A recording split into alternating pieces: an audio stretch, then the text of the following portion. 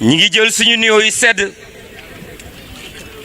di nuyu kilifa gi nga xamante ni moom moo nekk ci bopp parti PUR du professeur Issa Sall ak délégation bi ma àndal may ñaan ngeen tàcc ko bu baax.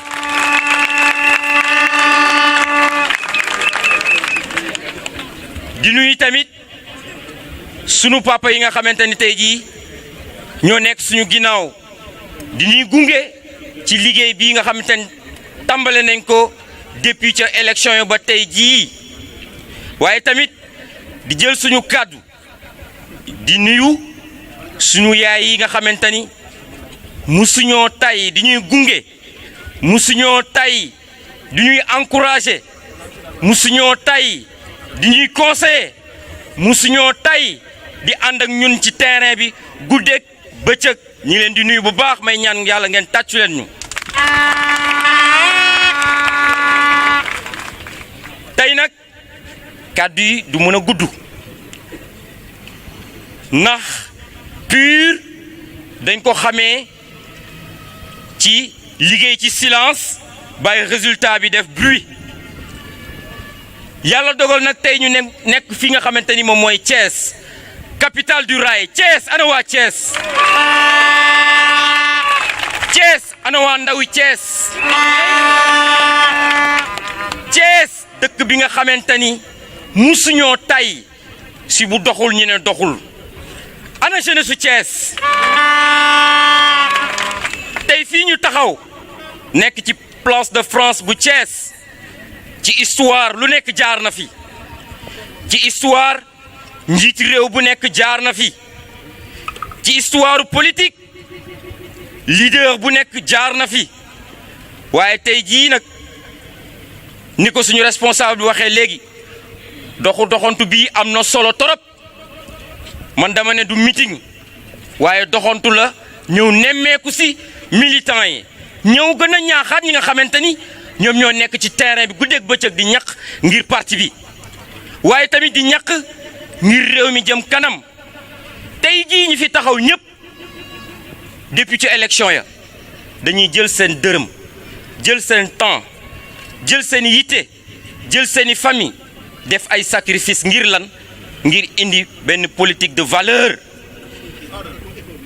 yi nga xamante ni nag moom la politique gu Sénégal manqué tey jii parti PUR jóg taxaw ci biir Sénégal rawatina ci biir Thiès ngir nag indi li nga xamante ni moom mooy politique de valeur ñun nag ginnaaw kaddu dalal bi ñuy def suñu leader di professeur Issa Sall ak tamit délégation bi mu àndal ñu ngi leen di wax ni suñu engagement tey la gën a leer en tant que jeune ñu yóbbante ma yor seen kàddu tey jii la ñu gën a xaraat suñu tànk tubéy tey jii taxaw nañ biir Thiès Thiès kenn moomu ko Thiès nous appartient nous tous en tant que fils du terroir je lance un défi à quiconque je lance un défi à tous les partis politiques je lance un défi que la jeunesse PUR de Thiès s'engage pour ñu delluwaat politique fa mu nekkoon waaye Thiès dañu bëgg mu vert blanc ngir PUR kon nag professeur dañ ne li duuf ci nag bi xajul ci cin li mais dañ la doon yëgal ni rek ni la Thiès jeune PUR Thiès ñëpp ñu ngi nii taxaw temm nag ngir liggéey taxaw temm nag ngir indi changement bi nga xamante ni bëgg nañ ko ci suñu Sénégal kon nag Thiès ana waa Thiès ana jeune ci Thiès ma bëgg ñun ñëpp ñu tàllal suñu loxo en tant que jeune ñu ngi engagé wu en tant que jeune fils du terroir en tant que jeune thiessois ñu ngi engagé wu ngir taxaw ci politique gu PUR ngir nag luy jot na balaa muy wees suñu candidat Issa Sall ñoo la koy ñaan fii ci Thiès nga nekk suñu candidat présidentiel 2019 na taxaw na ñëpp taxaw Issa notre candidat pour les élections de 2019 merci. waa Thiès maa ngi leen di nuyu ci seen tur ak seen sant Jabel wax na léegi ne Thiès Carrefour la te wax na dëgg Thiès Carrefour la booy dem Ndar jóge Dakar faw nga jaar Thiès booy dem Kaolack jóge Ndar faw nga jaar Thiès booy dem Touba faw nga jaar Thiès donc Thiès Carrefour la dañ koy wooyee benn dëkk ñaari gaar xam naa nag ne gaar yi war nañ koo réhabiliter parce que defe naa ne am ngeen nostalgie gaaru Thiès yi xam nga li ngay amee ay camion yoo xam ne dañuy jóge fii dem Mali réhabiliter chemin de fer bi moo gënoon ñu jël quelques kilomètres lu mat 30 kilomètres jële ko Dakar yóbbu ko Diamniadio muy teer léegi nag li ñu indi Thiès ñaar rek la benn bi mooy écharpe bii ngeen gis yéen waa Thiès yéen ñu ko solal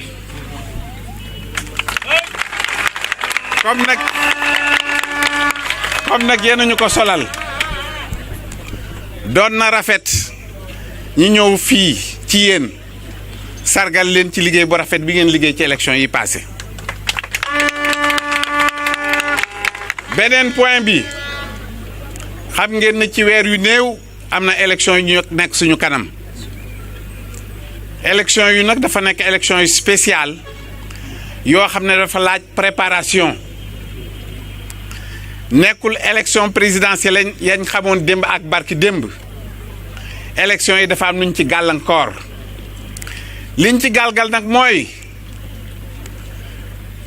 dañu bëgg a wàññi candidat yi fexe ba ñaar wala ñetti rek ñoo dem ci élection yi xam ngeen ne loolu jaaduwul ci démocratie moo tax ñu indi lu bees lu ñuy wooyee parrainage defe naa gis ngeen taxawaayu PUR ci parrainage dañ ne démb ak barki démb tey ak ëllëg ànduñ ci parrainage waa assemblée wote nañu ko wante ñun saisir nañ conseil constitutionnel wax ne parrainage bi warta mun a dem ñu ngi leen di déglu nag te di yaakaar ñu ànd ak ñun ci parrainage bi mënut a dem wante nag am lañ ñu miinal ñoom waa conseil constitutionnel lañ ñu miinal mooy mbir bi bu tàngee rek ñu ne ils sont incompétents ñu yaakaar nag ne bi yoon duñu wax ne ils sont incompétents wante nag déclaré nañu barki démb ne parrainage o wala ñàkk parrainage o PUR dafay dem élection waaw parrainage am wala parrainage ñàkk am PUR dafay dem élection te PUR buy dem élection dina bàyyi xel ci Thiès bu baax a baax Jabel wax na ko léegi lii du meeting naam sax niru na meeting de te am na solo meeting wante du meeting visite la depuis 7 heures la ñuy jóge Dakar defe naa war dañu def lu mat 12 étapes te duñu jeexale mbir mi fii ñu ngi dem Kër Mardaro léegi am na benn étape bu ñuy def foofu bala ñu dellu bu subaa ni ñu def fii ci département Thiès te defoon ko département Malem Hodar defoon ko département Kaffrine defoon ko département Mbirkilaan defoon ko département Koungheul dinañ ko def département Mbour suba te bu ñu fa jógee incha allah dinañ dem département Linguère def ko département Louga def ko département Kébémer def ko département Fatick def ko département Foundiougne def ko département Gossas defe naa ne Cheikh Tidiane Wade mu ngi may déglu déggagul ma tudd département Kaolack invité nañu Kaolack dinañ dem Guinguinéo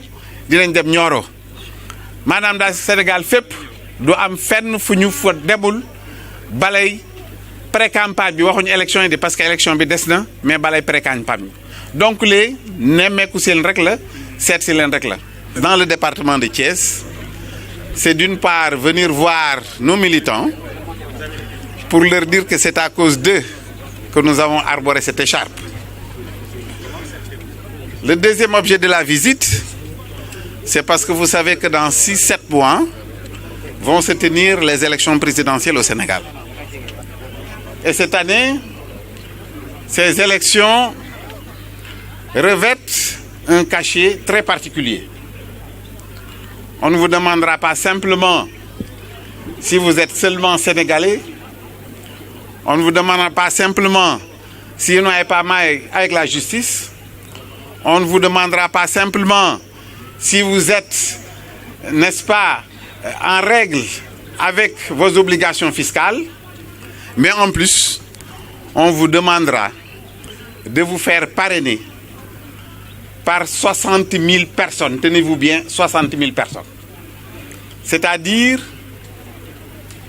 0,8% ou 1% du fichier général. Avec une condition que il faudrait dans chaque région avoir un minimum de 2000 électeurs, en fait pour montrer votre représentativité. Donc c'est en gros l'objet de ma visite, n'est-ce pas, dans ce département de Thiès, où nous avons fait depuis 7 heures une dizaine d'étapes. Et vous avez interpellé le Conseil constitutionnel? Voilà, nous avons saisi le Conseil constitutionnel hier pour leur dire que la loi constitutionnelle a déjà été votée. Ça a été promulgué. Propose votre candidature, professeur. La loi constitutionnelle, voilà, pour répondre à sa question, il y a quand même 2 mois, la loi constitutionnelle a été votée. Nous l'avons attaquée au Conseil constitutionnel qui nous a déboutés. Il y a quelques jours, nous avons voté la loi électorale pour qu'il y ait une corroboration entre la loi constitutionnelle et la loi électorale. Nous l'avons à nouveau attaqué au Conseil constitutionnel et nous attendons donc le verdict de ce Conseil. Sans beaucoup d'optimisme, pour être très honnête. Sachant que, parrainage ou pas, le PUR va aller aux élections. Avec quel candidat aujourd'hui vous investi Oui. par les 2 orateurs? Parfaitement. Vous répondez quoi à ces... Alors, vous avez entendu la jeunesse de Thiès. Pape Maïdien qui a fait un discours éloquent et qui a proposé ma modeste personne à la candidature du parti.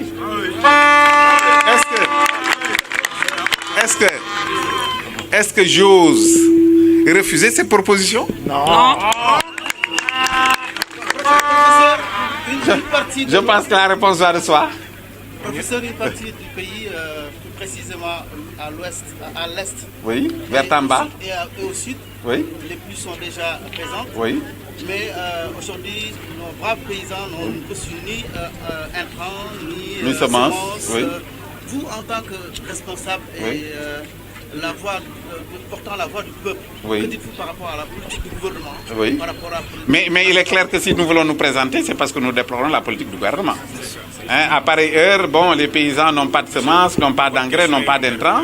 C'est inacceptable. Parce que vous parlez de l'Est, mais quand vous allez au sud vers Kédougou, quand vous allez en Casamance, vous vous rendez compte qu'il y a beaucoup plus là-bas. Et que les gens aujourd'hui devraient avoir l'ensemble des entrants. Mais nous avons un programme bien ficelé que nous allons vous exposer bientôt. Mais vous allez vous rendre compte que notre approche est même différente de cette approche. ci wolof cette lan question ngay wolof. tontu.